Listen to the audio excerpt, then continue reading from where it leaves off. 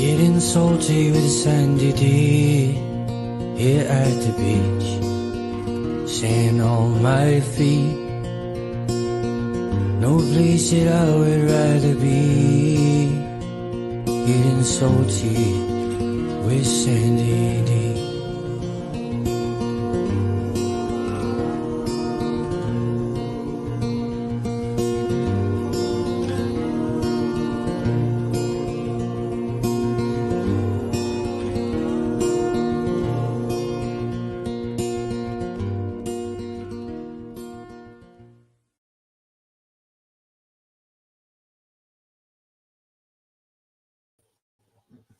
Hello. Welcome back to Getting Salty. I love that intro. Let me bring up my co-host who knows nothing about surfing, Mr. Rory Penland, the man of 1,000 voices, ladies and gentlemen. That's it. I know nothing. Hello. Nothing about surfing. I even put it there under my name. Knows nothing about surfing. By the way, I have to ask you, in the intro there, which is a beautiful, very well edited intro, who is the person actually surfing that we see just before the end of it?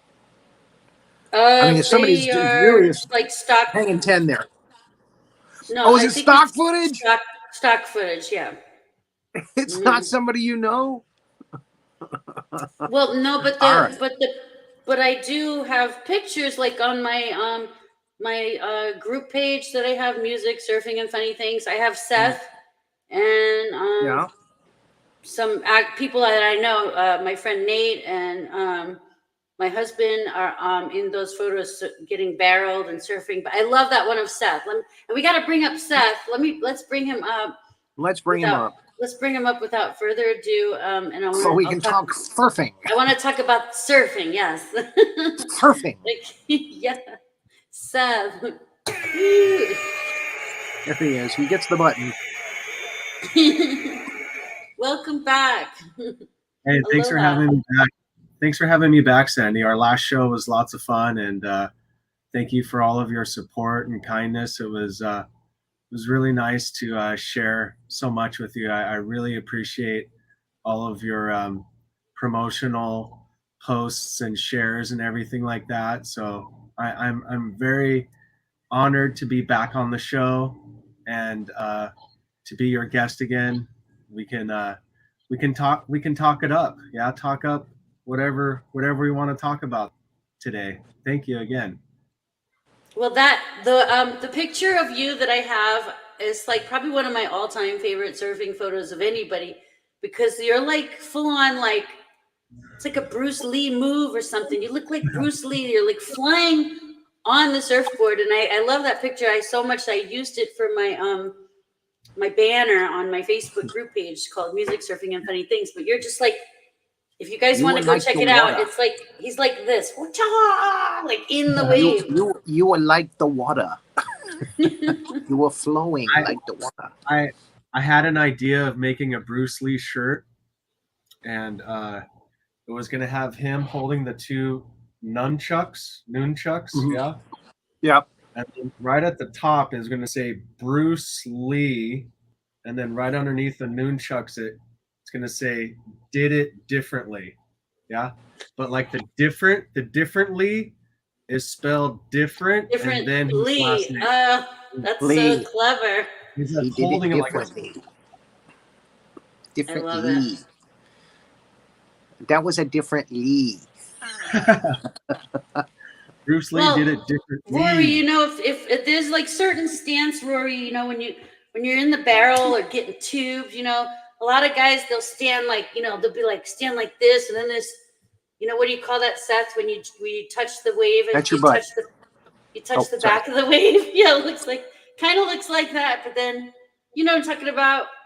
Yeah, it's kind of like it's kind of like caressing the tunnel, and then there's also the arm brake. The arm brake is where you have your arm inside the face of the wave, and you're kind of controlling the speed while you're going through the tube. Oh yeah, some guys I've seen them like use that to slow down when they want to. Yeah. They want to stay deep, get so pitted, they like use their hand to stick it in the wave and then like slow down that timing. Arm braking can be tough on the bicep right here, because when you're holding your arm inside the face of the wave, it's really pulling the arm back, yeah, and you're actually pushing your arm forward, and it can really like tweak out the bicep. I've had that happen to me. That wave will take your arm out, man. It could take your arm, or we'll rip it back. Yeah. Okay, so you've been surfing a long time. Has anybody ever videotaped you while you were surfing? Yeah, many a time. You know, that's kind of like a okay. Kids. Because Sandie Dee is using stock footage. Yeah. Send that girl a clip. Yeah, I know. I didn't want to like put too much pressure on Seth and ask him like, hey. You can be in the intro of the show every week. Yeah, if you have a clip, I can use it as my show background. But yeah, if you're cool with it. You know, if you download YouTube Downloader, you can convert any YouTube video into an MP4 file. I've got a downloader. Yes. Yeah, you can take anything off my YouTube channel. I got tons of shots there. You can use anything you like. Okay, awesome. Then send Sandie the link, and she'll send it to me, and I'll get a clip from you. Sharing is if that's caring. cool with you, if you're okay with that. Then she won't have to use stock footage. Right. After it'll be like, hey, AI image filters, I don't believe in copyright too much. There's my friend. You know, and again, people see you. You know, I love that intro though. The intro is so cool. A friend in the community wrote that song for me, and he's from Australia. And you know, Samuel Roberts, shout out to him for writing that song for the show. And I love it. Everyone loves it. And then the intro was Renee Jaworski and M Farwell helped me with that beautiful intro. Cool. It's beautiful. They put that together, eh? He's from Australia. It takes a team. It takes this whole team. You know how the Chinese say Australia? This is really funny. Autalia. That's what they call Australia. Autalia. Autalia? Yes. Oh. That's how they say it. Yeah, because they can't roll the R's at all. Australia. Yeah. Australia. Yeah. Autalia. I brought my book, Seth. Last time you were on the show, we had talked about, I told you I have a book from Waimea, from Eddie Would Go. Yeah. It was, I think Bruce, you know this guy, right? It was Bruce.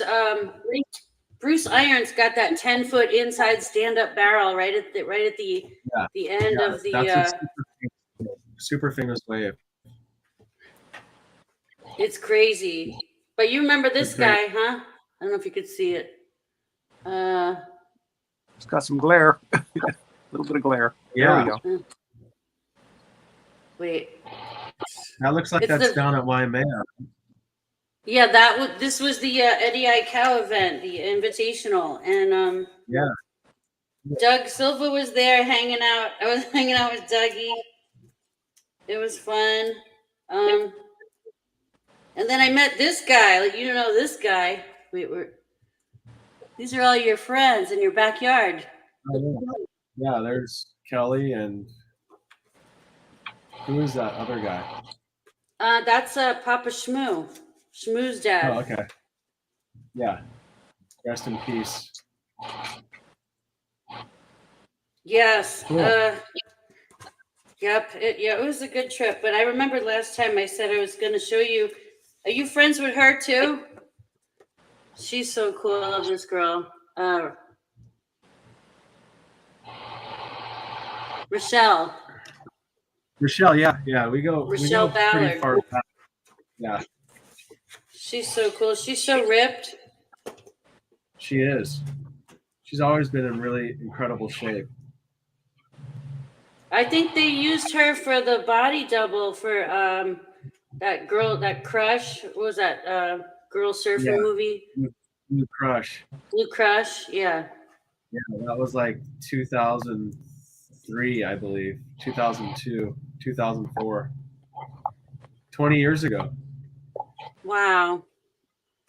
I can't believe it. When I moved to China in 2004. That's when you were in China? That's when I moved to China. Yeah, I got married. Oh, wow. Stayed there for 14 years, 14 and a half. That's a long time, Rory. Yep. What else are you, wait, oh, then Seth, right after you were on my show last time, you were like up in Oceanside winning contests. Yeah. The Gravity Pro. Yeah, that was a great contest because the waves are really big and it was very challenging for all the surfers. I got some good heats and came away with the win, so I was really stoked for that to happen. That's so cool that was like right after you're on my show. I was like, oh my God, he's here. Rory, that's only like a half hour, 40 minutes from where I am. Drive there and be there in like 40 minutes. And you didn't go to the competition? I didn't know about it. I saw Seth winning the contest. I was like, oh my gosh, he won. He's winning. Oh my God, it was so cool. You were getting all interviews and everything. Yeah, that was really, really awesome event. Congratulations. I had a lot of fun on that. Thank you. Yeah, stoked. Yeah, trained really hard for that. I'm always training though, so it comes second nature for me. It's pretty much what I've been doing all the time. Not like all the time. My training is pretty simple system, but it happens every day. So that's very important to figure out what your formula is, figure out what your system is, and then just lock into it, and then see where it takes you on the strength levels, which is the most crucial point of training, is trying to figure out how to get your strength levels to a place where it's going to really help you elevate and accelerate athletic performance. That's really much that's really the heart of training. So to have training properly applied to athletic performance is really what training is all about. If you can't figure out how to link those two together, then you're going to be kind of like in the dark when it comes to certain areas of performance that really need patching up and really need solidification.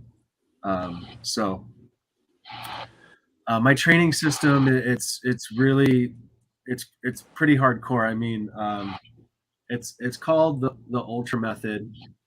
That's the name of my training system, and I've been doing it about 2 years now.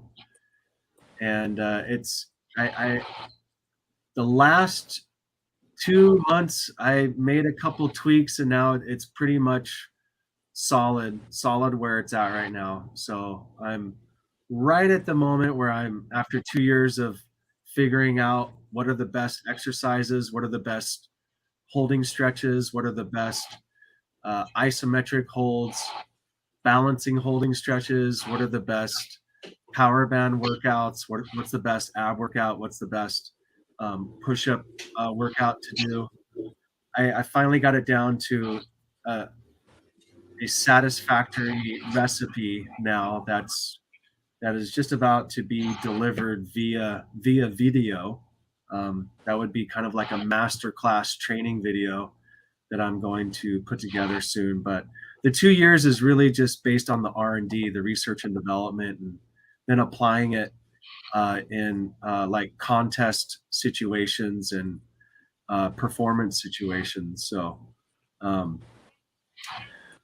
now is diet a good portion of that, or is it mostly just physical? I came out with a meal plan that that brings you really just down to the baseline of food intake.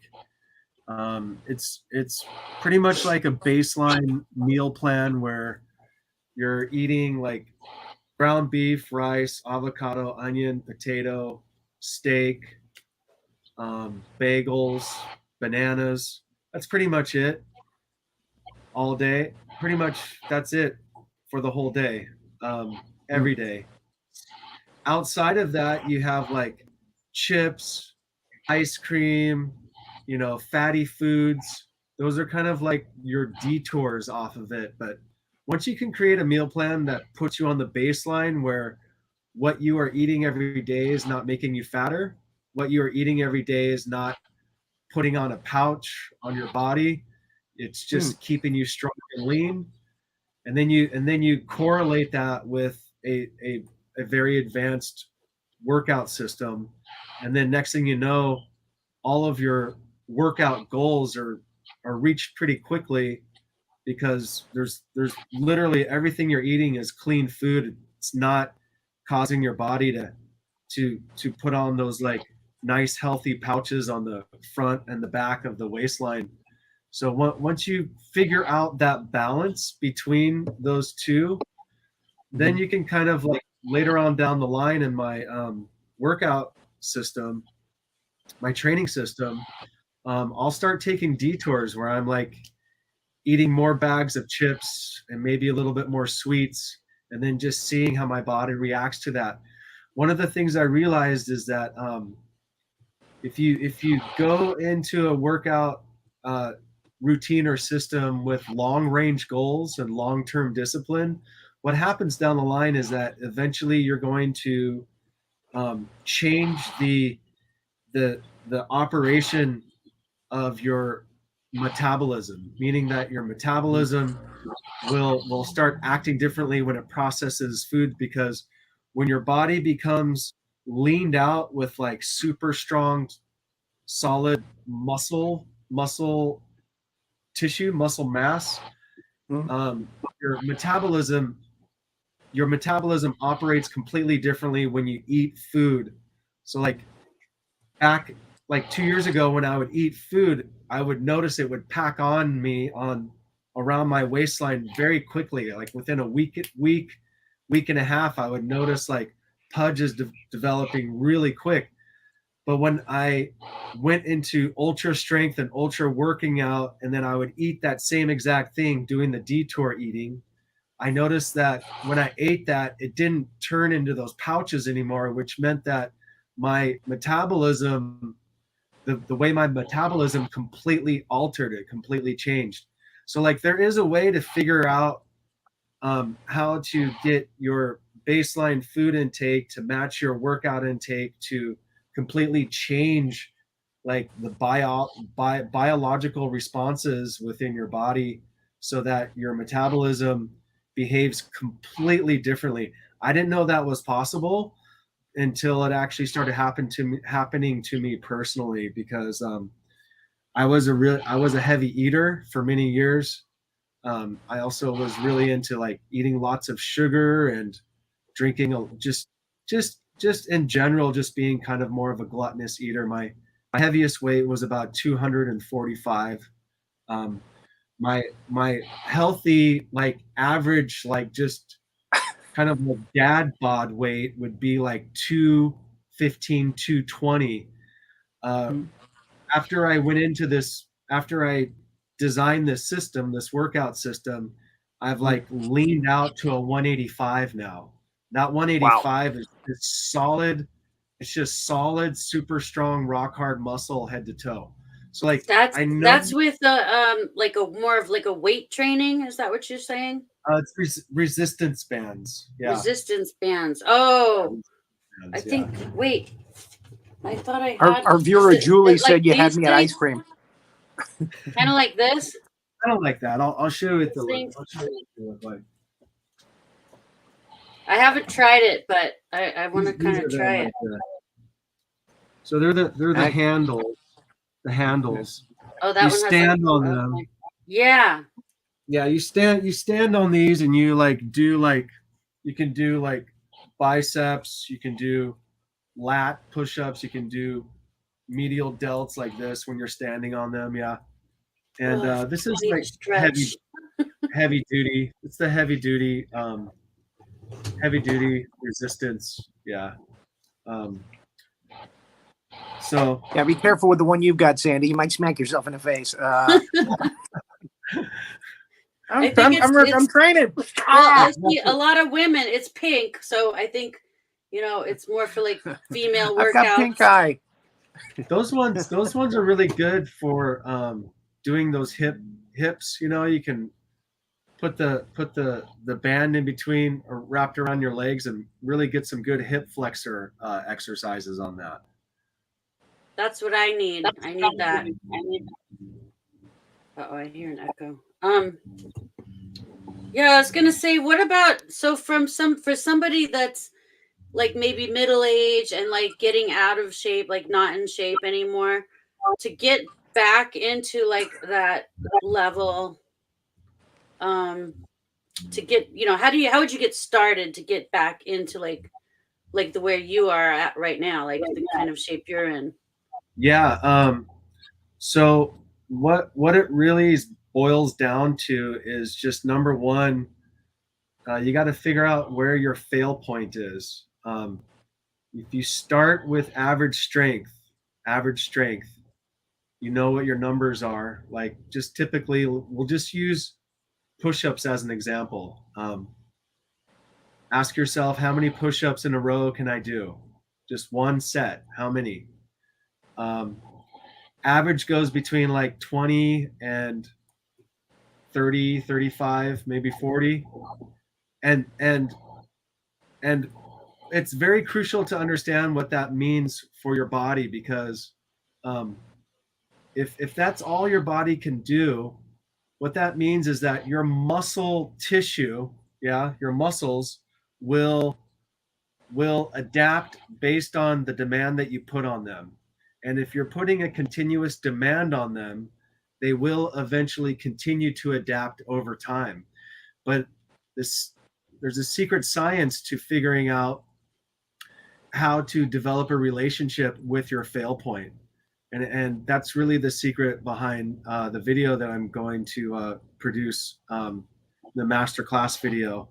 You have to understand, what does it mean to reach fail point? What does that mean for your body overall? So you could do the exact same thing with the power bands as well. So like, let's say you had 9 exercises, you're doing biceps, triceps, traps, lats, frontal, medial, rear delts. Yeah. Just ask yourself, what's the max number that I can do on each exercise? Maybe someone will say like 20, 25, 25, 30 max, maybe. Yeah. And the same thing with your abs too. Lower abs, upper abs, obliques. Yeah. If you're laying down on the floor and you're doing like little leg lifts, how many leg lifts can you do before your lower abs say, we can't do this anymore, right? It's the same thing with your upper abs. Spread out your legs and you're just doing those upper crunches like that. Just ask yourself, what's that count? What is that count? How many can I do straight until I hit that fail point? It's the same thing with the obliques, knee to elbow crunches. Just figure out what that number is. Once you figure out what those numbers are, that's your starting point of where your muscular strength is on your body, right? And really, you have to really research, what does that exactly mean for your overall strength, right? And what does it mean, possibility area of where you can take that trajectory? And that's really what the secret science is to creating your body to become a secret weapon. Most of the people are under the impression that their initial strength level could be like a big, strong guy. He's buff, he drinks beer, but he's not like a workout fanatic or anything. You ask him to do like some push-ups and he looks like a strong guy. He could do maybe like 50 or 70 push-ups straight. Yeah. That's Whereas a lot. someone that doesn't do any training at all, right, can maybe do like 10. Yeah. I think I could do like maybe 3. Yeah. So Those are the girly push-ups. Yeah, it's really interesting to investigate that, because once you kind of understand how to develop a relationship with your fail point, you can get put onto a journey that's much like kind of like like taking a long trail all the way up a super high mountain. Yeah. When it comes to what your body can adapt into as the weeks and the months pass by. Yeah. And that's what I discovered with my body. My strength level was totally average. I got photos of me. If you look at my body like 2 years ago, you barely see any muscle tone. I was like a size 36. I was just had that really healthy like pudge all over me, which is just kind of just like the average Joe. I was totally Healthy pudge.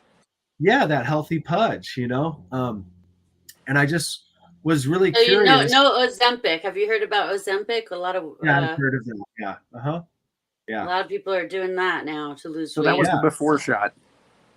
Yeah, that's Ozempic is kind of like fast tracking yourself into just getting all of the body fat off of your body, but still allowing you to, indulge in food pleasures at the same time, and essentially you can't, it's really difficult when you're doing training, like physical training. Your body really has to turn into an altar of sacrifice. You have to really lay down the food pleasure.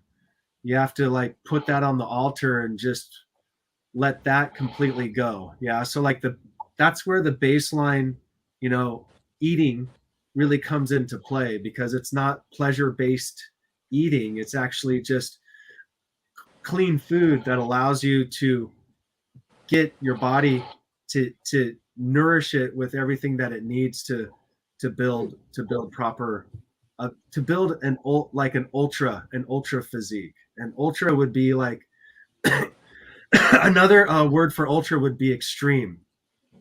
So like I call it the ultra method. The reason why is because you're taking more of an extreme method to completely change the entire like structure and atlas of the physique. So there's one thing that I live by, and that is your physique speaks. Your physique speaks. Yeah. Your physique speaks the love of what exactly? Yeah. So like it could be speaking the love of food and drink and maybe non-exercise, or it could be speaking the love of, fitness, strength, and fitness, strength, and power. Could be speaking that your body is a reflection of the decisions that are being created in your mind, right? So if you look at your physique in that way, what is my physique speaking? What does it speak, right? You're going to create a dialogue with it. You're going to create this like this back and forth. Well, what can I do to speak it differently? Yeah, what can I do to make it express it differently? I know from experience. I lived many years of just kind of like lazy. I mean, like just being a surfer, surfing every now and then, but not really doing anything else, and just kind of just not really pushing my body to become stronger, not pushing myself to become ultra. And essentially that's what my system is. It's like average is the starting point. There's actually nothing wrong with being average at all with anything or anywhere in any area of your life. Average is totally fine. But if you want to go above average is the goal. Yeah. So average is the starting point, above average is the goal. Hitting ultra. That's where you want to do. You want to pursue above average and hit ultra. Yeah. So average is the starting point. Pursuing above average. Yeah. Average and hitting ultra is the goal. Hitting ultra is the goal. So you really have to, it really is kind of like a mathematical numbers game that you're playing with your body. So like, let's take an example. You start off with 10, 15 push-ups. That's all you can do, right? Ask yourself the question, how long would it take me to get up to 300 push-ups every other day straight? Right? What type of adaptation would your body have to? Yeah. My physique speaks volumes. You know, if they say a picture's worth 1,000 words, my physique speaks 1,000, junk foods. Yeah, that's take me a really long time to get there. Probably never. What's really interesting is that a lot of people are under the impression that they can never get there. And the reason why is because arriving to base strength, which would be 100 push-ups, would most likely take your body a little over 6 to 7 months.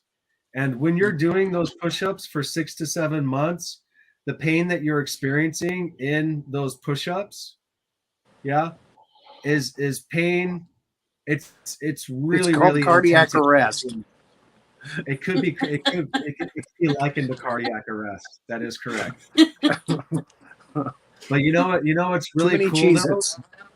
You know what's really amazing? Once you get to 100 comfortably, your entire like organ structure and everything within your body completely takes on a completely different dimension. You actually are putting on, I don't know, it feels like you're putting on a bodysuit, like an Iron Man bodysuit, like those the way his suit would come on like that. Jarvis, I gotta surf. Yeah, that's what it feels like. It really is amazing, because after you're able to hit base strength, the body goes through another miraculous change, and that is when the body is able to start strength stacking. Strength stacking is when you have a foundation and then you start stacking the strength on top of that foundation, and it usually takes probably like, instead of 5 to 6 months of reaching that goal, it takes about half of that, 3 to 4 months, to like, let's say, get to 150 push-ups or 170. Yeah. But like, let's say if you had that long range view, that long range goal, that long range commitment, that long range discipline, you can completely change and alter your entire physique. And when that changes, everything within your organs, within your metabolism, within the way you digest food, your psychological mindset, all of that completely changes. Like, it changes in such a way that you are not the same person at all. And you're a better person. And the reason why is because you're always feeling this like incredible strength pulsating through your body. It really is an amazing feeling.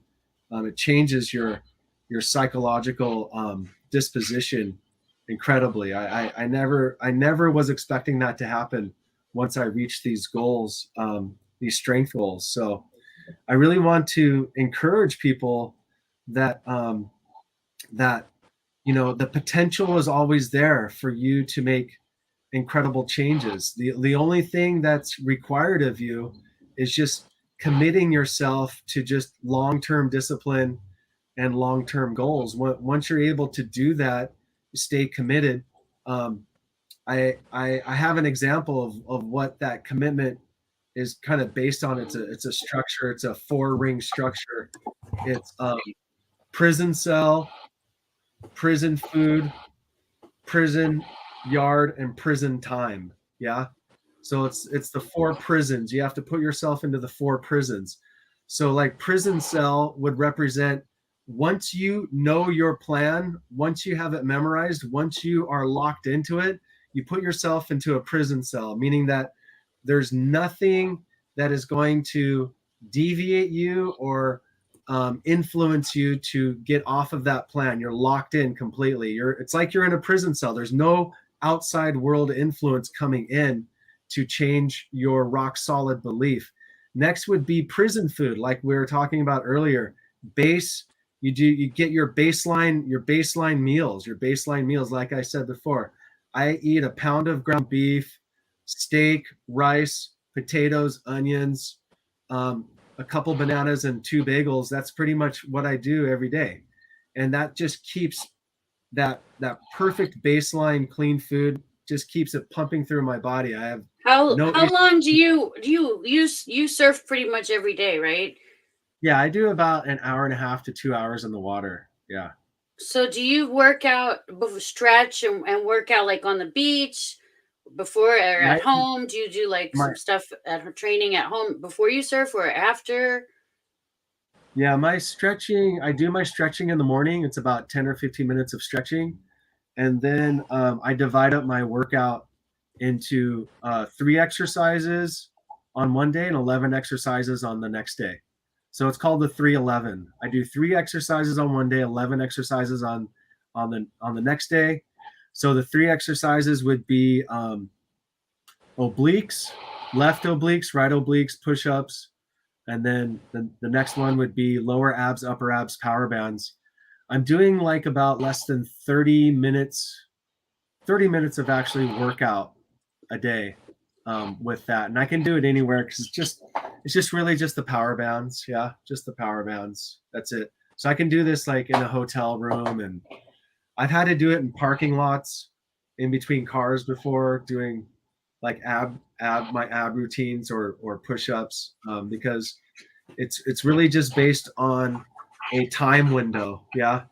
You have to be doing your workout at a particular time window every other day. If you're able to do that, you're able to maintain your strength level. Once you're able to maintain your strength level, you're able to stay on that strength level until your strength level adapts, which allows you to move up into another strength level. So that's really just based on what the system is.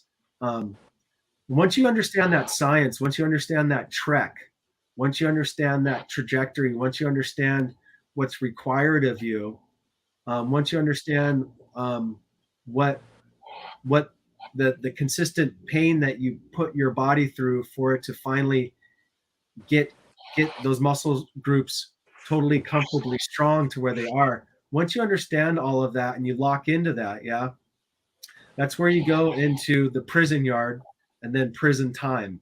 So the prison yard represents you're doing your workout on time every other day. You don't miss the time and you don't miss the day at all. Yeah. So it's kind of like prison cell, prison food, prison yard, prison time, and they revolve around each other, right?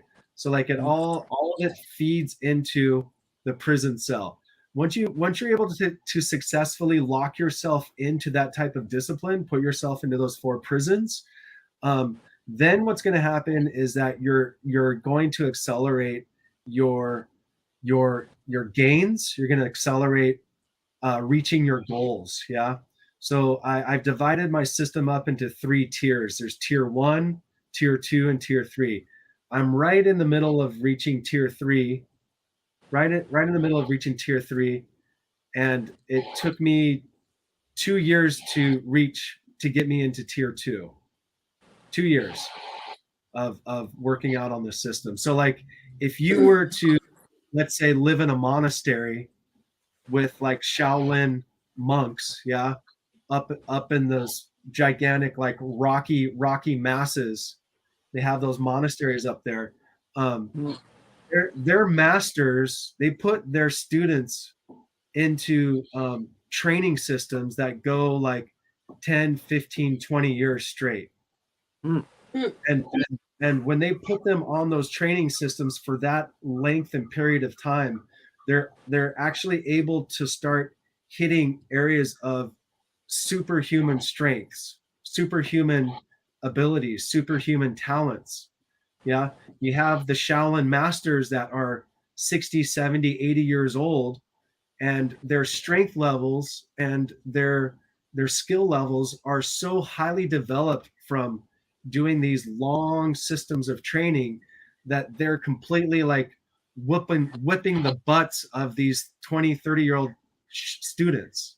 They're whipping their butts over and over and over again because they've stayed on a particular trajectory that gets their body into high level strengths that we cannot fathom.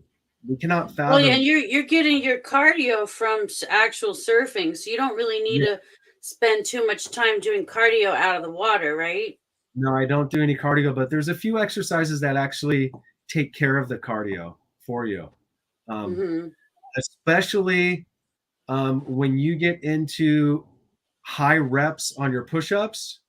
What your heart and lungs have to go through to, let's say, do 200 straight push-ups, right? The oxygen that's required, the heart, the strength of the heart. Look at Rory's face. He's like, I'm not doing 200 push-ups. That covers your cardio. I can honestly tell you that does cover your cardio for sure. Yeah. Every time every time you pop up on your surfboard, to me, that's a push-up. Yeah, that's a push-up. And then going up and down, like Encinitas, and like going up and down like 150 steps with your beach bag and your surfboard. That's like kind of like cardio and weight training or resistance training, because you're going up and down these 100 steps. Yeah. In my mind, at least that's what I tell myself. I'm like, this is a good workout. And they went from prison yard to Buddhist monk temple, so I was confused a little bit, but prison yard to prison time to prison surfing. Those metaphors are really necessary if you're going to tap into long-term discipline while you're in the midst of everyone indulging around you. Yeah, how could you possibly stay committed to something mentally so hardcore? Yeah, when everybody's having a pleasure fest all around you. I think it was Matthew McConaughey that I watched. Rory, I don't know, maybe you know about Matthew McConaughey. He went to some kind of a monk retreat like that? Well, I would guess he would do something. And he had like to that, walk. There was no road. I think they dropped him off a couple miles. He had to walk 5 miles to get there. There was no car. They don't allow cars to get too close to these temples. Yeah. So you gotta just walk. Right. The exhaust. They sound pretty interesting. You're not in New York. It's like a discipline, mental discipline. Yeah. And essentially, I mean, I'm speaking that belief system and language. But like, I'm coming from the exact opposite of it. I lived a really, really long life of indulgent, heavy eating for a long, long time. Yeah. I've completely transformed that in every area of my life, and I'm really thankful that I did that. I'm super, super thankful that I did. A lot of people, it's hard for them to understand what the long-term benefits are, but once you are able to experience it within your own body, you never want to go back. It really is a phenomenal experience, and I feel like that's what we are supposed to be naturally, like the gorillas that hang out in the jungle, they possess this natural strength about them that is just so phenomenal. We're in awe of it, and I think over the past few generations, I think that when we have been copying ourselves, we've really lost that strength and that ability, that agility and that strength within our entire physiques, where our bodies are really designed to be kind of like the avatars in that movie Avatar. They're jumping on trees, they're spearing fish, they're grabbing boats, and if you're climbing, if you've traveled to the jungle and surf in Costa Rica, it's crazy. Everybody's in good shape. And I'm always surprised how the locals, you see, me, I had to wear booties down there because that black sharp lava rock was shredding my feet. but you see like these kids and all the locals are walking around barefoot on that hot lava rock, like it's black sand beach, Right. like it's nothing. I'm like, wow, like on my feet, I'm like my little feet were getting burned. I was about to cry. Tenderfoot. Yeah. He's a tenderfoot. You get localized, like you get into that whatever the ways of the land. You start living by the land. Yeah. And I think once you start tapping into what your body can give to you, once you start pushing those strength levels, then you start kind of coming into what your body was more designed for, because it will adapt based upon the continuous demand that you put into it, right? So like if you're like swinging on vines and jumping off trees and swimming in rivers and like building huts and everything, your body is going to adapt to that pretty quickly over time, and your body is going to look really ripped and strong from doing that. And it's like also they have like really strong coffee in the jungle that like in Kona coffee, if you get some real 100% Kona coffee or some real coffee from Guatemala or the jungle areas, that stuff give you so much energy. You're like fired up, like I could surf for like 4 hours straight on that coffee. That really, really, really makes a difference, especially when you're able to crash bad when you come down, though. Yeah, you feel it. I always feel sore, like anytime I had a like long surf session, and I didn't have one, like say like he's saying training where you're disciplined to do the same thing every day and harder. I would just like, maybe I didn't surf for 2 weeks, then I'd go surf like 4 hours like a nut job, and then be totally sore and hurting the next day. Yeah. And like ice packs. Yeah, that's just the body just responding to that workout, So like, but it still wants to respond and adapt to it, and that's the beauty of what the body is. It really wants to, it's ready to adapt and work with you in whatever you want to, put it through. And that really is kind of like the point that I'm making is give your body a chance to really push its limits. Give your body a chance to push where that strength bar can lead you. You'd be really surprised on what you're able to do if you just never give up. I was under the impression that for 5 months I couldn't do more than 70 push-ups, 75, and I really was under the impression. I really was under the impression that I would never ever make that 100 mark. I could never make 100 push-ups easily, and I was about to quit because I kept doing the exact same thing over and over and over again every other day, and I was getting really discouraged and frustrated. And I thought that I was wasting my time because my body would never be able to be strong enough to reach 100 push-ups. But there's one thing that I learned in that process, and the lesson that I learned in that process is during those long durations of pain that I was going through, that was my body's mechanism of adapting to the load that I was putting on it. And that load took my body over 5 months to fully adapt to it. I didn't know that. I didn't know that was my body's mechanism of trying to adapt. I thought that was just me topping off and I couldn't go any further.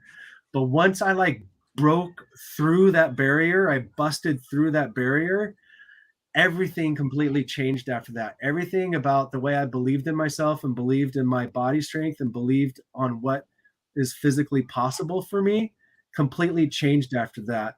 And then I realized, wow, I didn't know that was possible. I had no idea that was possible, because if you go onto like Google or whatever and you type in average push-ups for human beings, they're going to take you to these fitness sites that are going to say, average human strength, above average human strength, superhuman strength is like 100 push-ups, and then like totally like Olympic or Olympian human strength is like 150 to 200 push-ups. And I can tell you that those are total myths. It has nothing to do with that at all. It has nothing to do with someone, you're under the impression that just because someone can do 150 push-ups that they have superhuman strength. No, that's not it at all. The issue is, do you have the discipline within your body to stay on that trajectory until you reach that number, right? And if you believe in yourself that you can actually do that, well, guess what's going to happen? That's exactly what's going to happen. You're going to be able to hit that, and you're going to be able to be coined under mainstream media as someone who has superhuman strength. But it's entirely false. 4 days ago, about 3 days ago, I did 240 straight push-ups. Wow. Superhuman. 240 straight push-ups. It took me 2 years to do that. You know, I never stopped trying. Yeah. And it was really, it's probably one of the hardest things I ever did. But did you get it on video? Yeah, I have it on video. But the thing is like, if you look at me, I'm not a muscle man. This has nothing to do with being a muscle man at all. Right? Yes, you are to me. But not like a buff, like huge dude, you know? I mean, okay. Not like Arnold Schwarzenegger. all I'm With the saying big pumping muscles. All I'm saying is that anyone can do this. Don't be under the impression that you cannot do it. It's just going to take some time to get there, but I promise you can get there. And that's what you have to do. You have to keep believing in yourself. See, I have to have fun. I hate working out. I really hate it. That's why I love surfing, because it's like you getting a workout, but you're having fun. Yeah. But like, I mean, I don't know. I need to get in shape. What do you recommend for a mom who had babies and for the lower abdomen? What would be the best thing for me to do? I hate working out, but I need to do something. Just put your hands on the floor and just put them right underneath your butt and just do the little scissor lifts. Leg lifts. Just do 1, 2, 3, 4, 5, 6, 7. That hits your lower abs really good. It also hits the front part of your hips really well too. Those hips, strengthening your hips. Putting your hips in the, like, kind of putting your hips in the air like that. No, you're just laying totally flat and you're just lifting your heels off the ground just 1.5 inches. You're just your feet, your leg. Okay, really. The legs are straight. So like you're using the entire weight of your legs to go up and down, up and down, up and down. Yeah. That hits the lower abs really, really well. And it's also really good for hip health too. The hip flexors? Yeah, it really develops. Yeah, I always have problems with my hip flexors. Yeah, I would recommend doing those. It's also really good for your lower back too. It strengthens your lower back really well. That's what I'm going to start doing then. I hate working out, but I'm going to start doing that, man. And then like, I'll check back in next time you come on the show. We'll see how I progressed. You can just do that every other day and just figure out what your rep count is. That's all you have to do is just start adding on to that rep count. It really is that simple. Yeah, you just do the exact same routine, and then you just keep adding on to that rep count, and then your entire body will completely transform. It's really amazing. Now, do you see a chiropractor in your process at all in between? Because surfing can really beat you up. I know, I've got a lot of injuries from surfing. My stretching routine is really basic stretches, sports stretches, a couple different like Eastern stretches, but none of it involves twisting. There's no twisting at all in any of my stretching. I know a lot of people that have injured their lower backs from twisting. Like doing this one, the one where you sit on the beach and you do this. Yeah. I always feel my hips pop. Like for a woman, isn't that good for a woman? It's okay. It's okay to adjust your lower vertebrates like that. I do that myself. I'll twist my hip across, but I'm just talking about like those holding stretches where you're turning yourself into a pretzel. Yeah.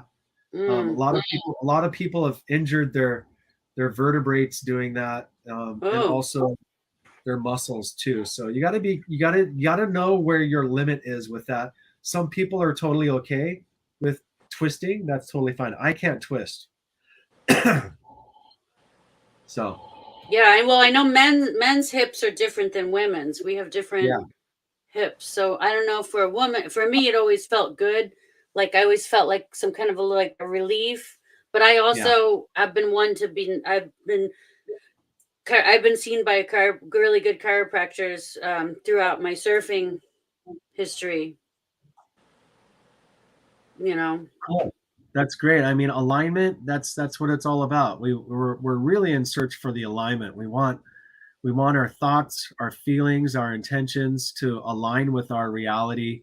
We want our physical health to align with our reality, with the experiences with which we want to experience. We want the quality of our life to be, raised through that alignment. So essentially, alignment is the daily task. Yeah, you're in such good shape that's like your bones have no chance to come out of place. Yeah, that was one of the huge things that I actually realized, is that when I turned my entire body into rock solid muscle at just really high strength levels, my skeleton completely changed. And like the way it just felt lighter, it felt like it had better circulation, it felt like it could move better. The pain in my hips, afraid of your muscles. The pain in my hips were completely gone. It was it was really trippy what happens. We'll line up for you. Kind of acts like a different skeleton. When you get your muscles that strong, it acts like an additional skeleton. Yeah. Well, you've inspired me because I've been feeling like out of shape for a long time now. So I definitely need inspiration. I need your advice. I need motivation. Yeah. Baseline. Just baseline the food intake, and then baseline your get a really simple routine. Just commit to it. Yeah. And then all you have to do is just stay committed to it, turn it into habit, make it a part of you. Yeah. Keep it super simple, and then just really shoot for those small goals and those long-term goals. Awesome. I will. Thank you. And also I'll talk to you after the show, but I want to talk to you about your new video coming out. So okay. And hopefully we'll have you back on. Maybe we'll have you back on after your video's out, and we could show everybody the video premiere. Right. We have a video premiere night. Yes. I wanted to ask both of you if you could tell me what your scariest story is from surfing. My scariest story would just be getting held underwater and just about to take in water into my lungs. Yeah. And it's like trying to swim back up to the top of the surface. And then like right when your head comes up, there's like a 20-foot wave like breaking, and you just have like 5 seconds to take a deep breath. Like if you don't get that breath, right? A split second, right? Yeah, that's gnarly. That's really scary to experience that. Yeah. Where was that? On the North Shore? Yeah, that was on the North Shore. That was super scary. I didn't like. Dang. Yeah, I'm North Shore is scary, folks. Yeah. It is scary. People die there all the time, and that's why you see when it's some big swells, you see a lot of guys are wearing helmets because you're so susceptible. Even just one wave, you fall off one. It only takes one wave, and then these men are in amazing shape of their life, and they wear helmets because it's safety. It's gnarly. Yeah, surfing is really dangerous sport. A lot of people don't realize how dangerous it is because it looks really free, but it actually is super dangerous.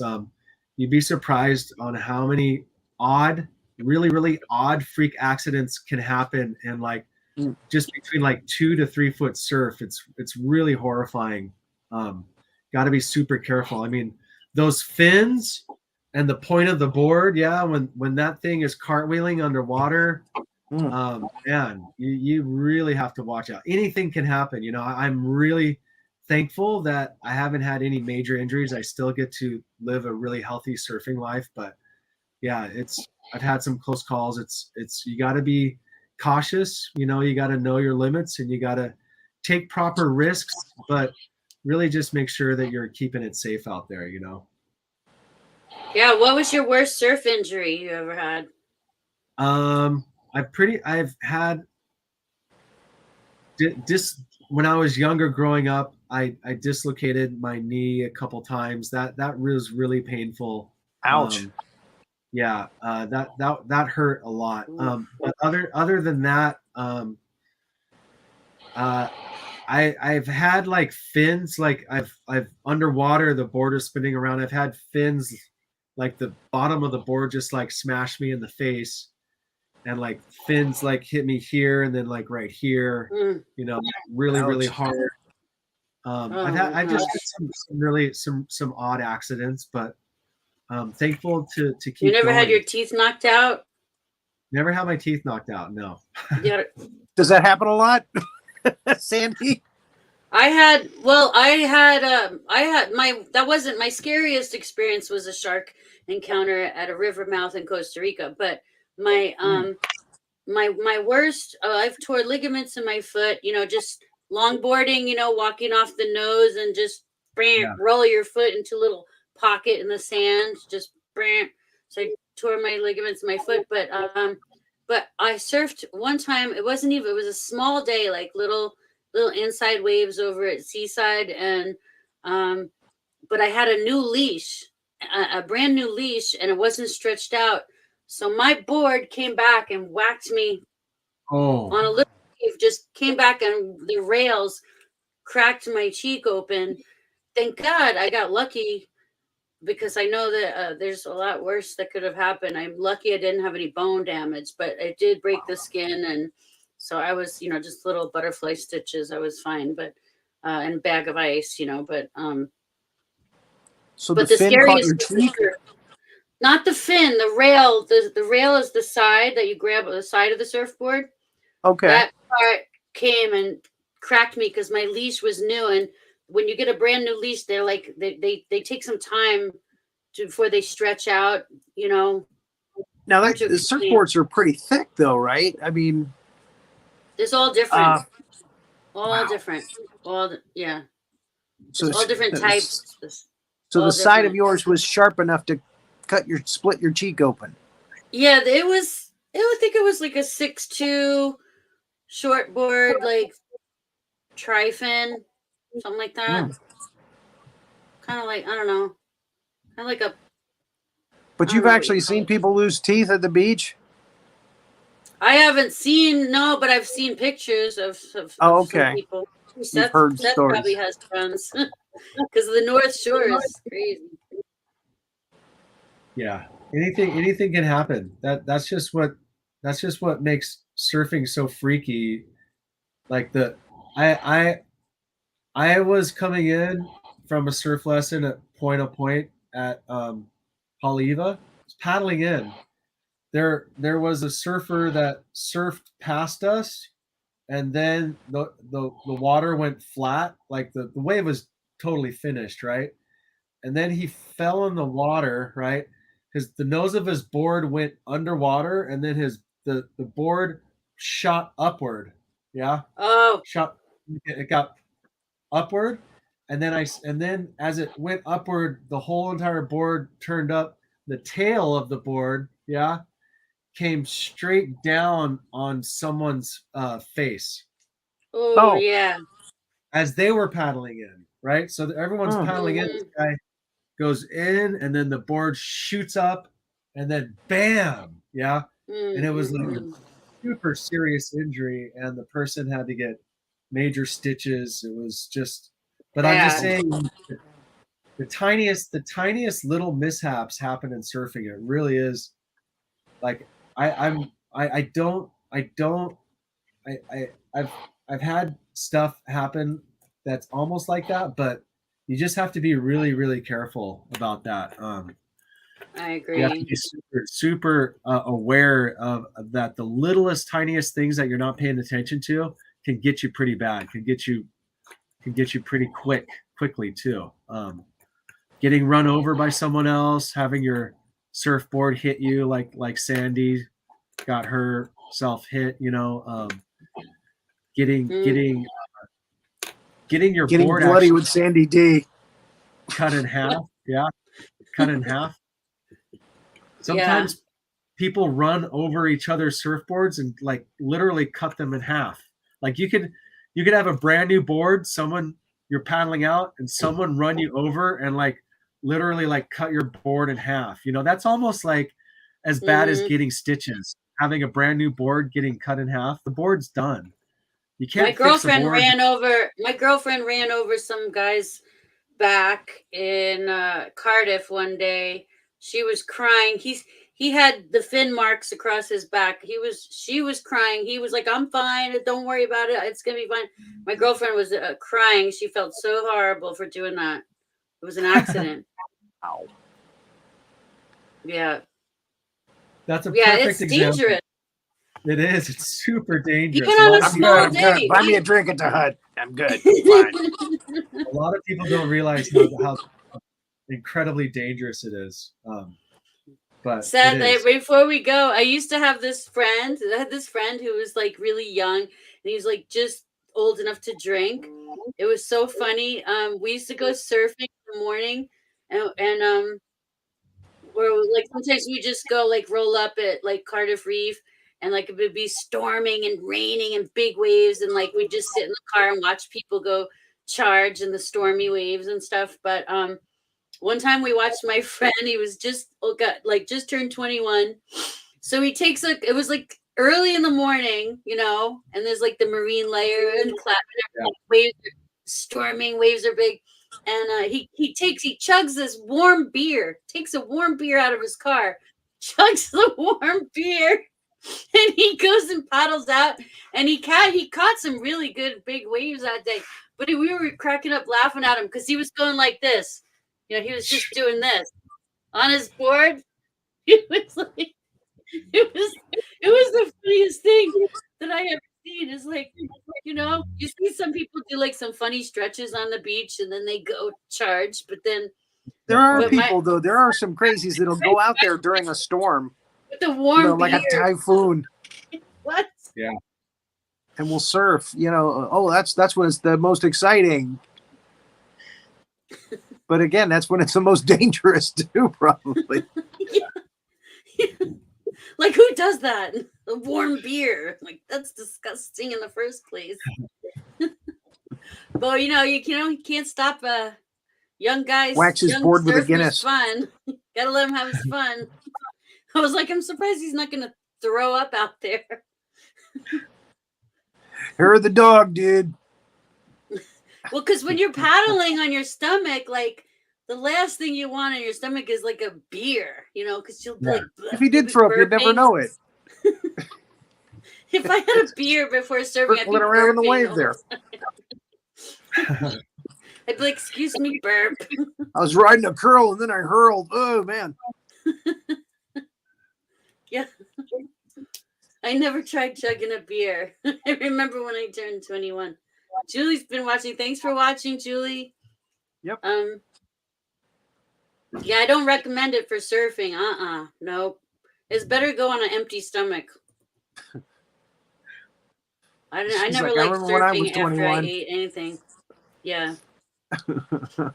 Okay, well, we're gonna end the show. Thank you, everybody. Thank you, Julie, for watching and tagging people for us. Love you guys. Thanks everybody for watching. Thanks, Seth. Thanks, Rory. Thank you, Seth. Thank you, Rory. Great to see you again, buddy. Yep. We'll see you guys again next time. Awesome. Mahalo. Aloha. Aloha from Hawaii, everybody. Take care.